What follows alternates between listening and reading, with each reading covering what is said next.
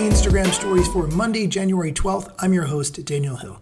On Mondays, we break down what the head of Instagram, Adam Mosseri, shared on his weekly Ask Me Anything. And this week, we're going to talk about why it can seem like every other post in your feed is an ad and what you could potentially do about it.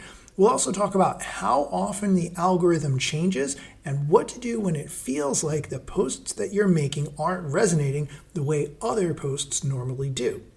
We'll also talk about if song choice matters for reels that you create and if you can share a reel to a broadcast channel. Hint, you can. All of that plus more on today's episode, but first, here's a quick word from our sponsors. Welcome back. Let's dive into the questions and answers with the head of Instagram, and let's start with the algorithm-related question. How often in a year does the algorithm change? It often can feel like Instagram makes very significant changes at certain times throughout the year. For instance, at the start of a month, you might notice that your posts are performing less well than previous posts in the prior month. However, that is not how Instagram works. Here's the head of Instagram to explain. So we are always trying to improve ranking. We're trying to connect you with stuff that you're going to find interesting, both from the people that you follow and from people that you haven't heard of yet. We make changes all the time, basically every day. But the thing is, those changes are almost always really, really small.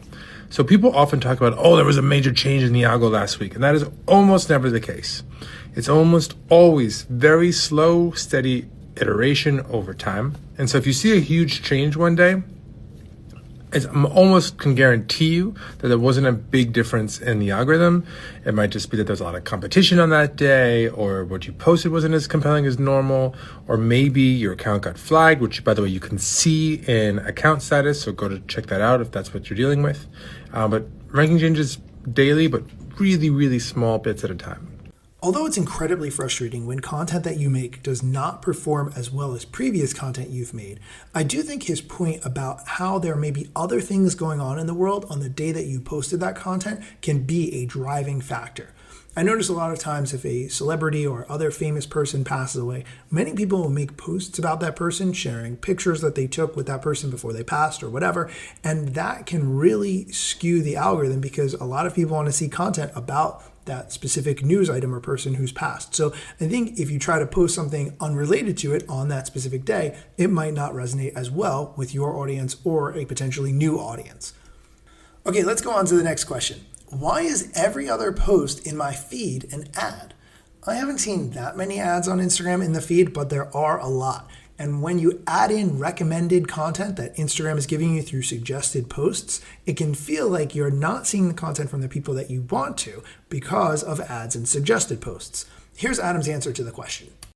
For nobody should every other one of their posts be ads. If you're seeing that many ads, probably a bunch of them are promotional posts that aren't actually ads that are paid for on Instagram. They're just accounts that you're following and that we think you might be interested in. So we're maybe in that case not doing a good job ranking. So hopefully we can fix that. We'll take a look.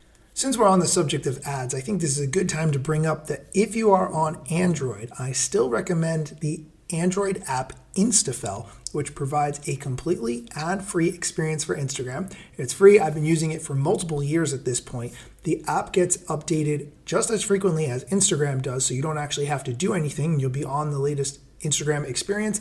It works very well. Highly recommended. Look for Instafell, and you will definitely have a better experience on Instagram.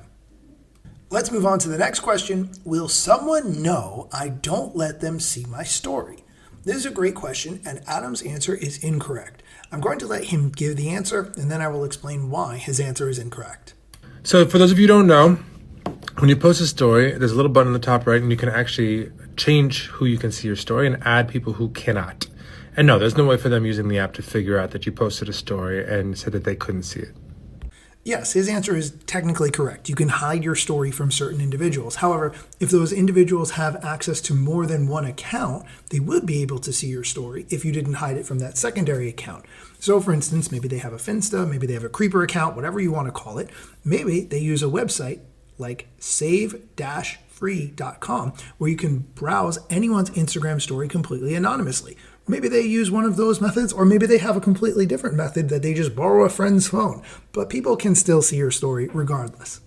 All right, we're going to take a quick break. When we come back, we're going to talk about how to make a trial reel permanent, how to share a reel to your broadcast channel, and more. Stick around.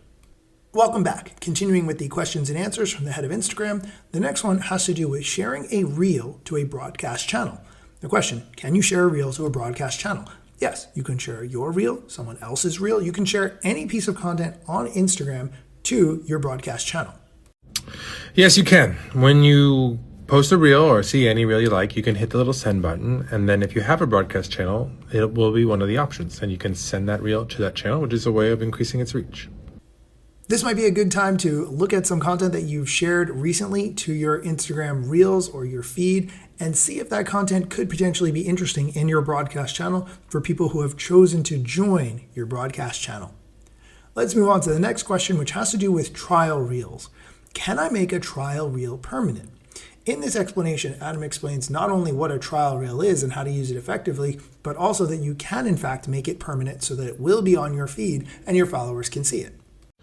So trial reels are reels that you post that you actually mark as a trial, and then they don't actually go to your followers or show up on your profile. But if you like how they're doing, let's say they're getting a lot of engagement, you can upgrade them and you can have them then go to your followers and show up on your profile.